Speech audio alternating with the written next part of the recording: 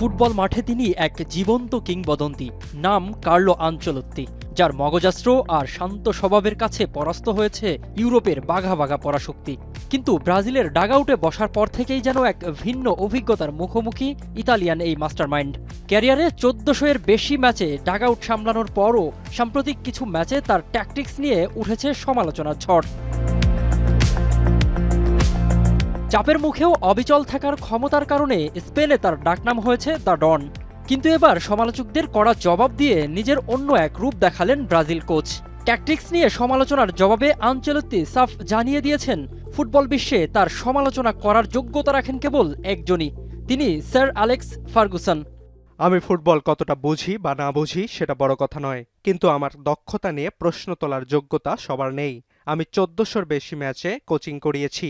Football বোঝার জন্য এটিই শেষ কথা নয়, তবে অভিজ্ঞতা হিসেবে এটি কম কিছু নয়। আমাকে উপদেশ দেওয়ার মতো যদি কেউ থাকেন তিনি হচ্ছেন স্যার অ্যালেক্স ফার্গুসন, যিনি ২০০০-এর বেশি ম্যাচে কোচিং করিয়েছেন। আমি ভরসা রাখি হিরন স্মার্ট ওয়াটার পিউরিফায়ারে। অভিজ্ঞ আনচেলত্তির মগজাস্ত্রের পরবর্তী পরীক্ষা হতে যাচ্ছে নরওয়ের বিপক্ষে হাই ভোল্টেজ ম্যাচ। আর্লিং হাল্যান্ডের মতো স্ট্রাইকারকে রুখতে আলাদা কোনো পরিকল্পনা না সাজালেও নরওয়ের ফিজিক্যাল ফুটবলের কাউন্টার দিতে মাঝমাঠের প্রেসিং এবং কাউন্টার অ্যাটাকে ভিনি নেইমারদের স্কিল ব্যবহার করাই হতে যাচ্ছে তার মূল ব্লুপ্রিন্ট।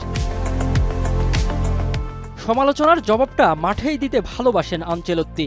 নরওয়ে ম্যাচ দিয়ে ব্রাজিলের সাম্বা ছন্দে ডন কার্লোর মগজাস্ত্রের নতুন জাদু দেখার অপেক্ষায় এখন ফুটবল বিশ্ব। মিনারুল ইসলাম, এখন।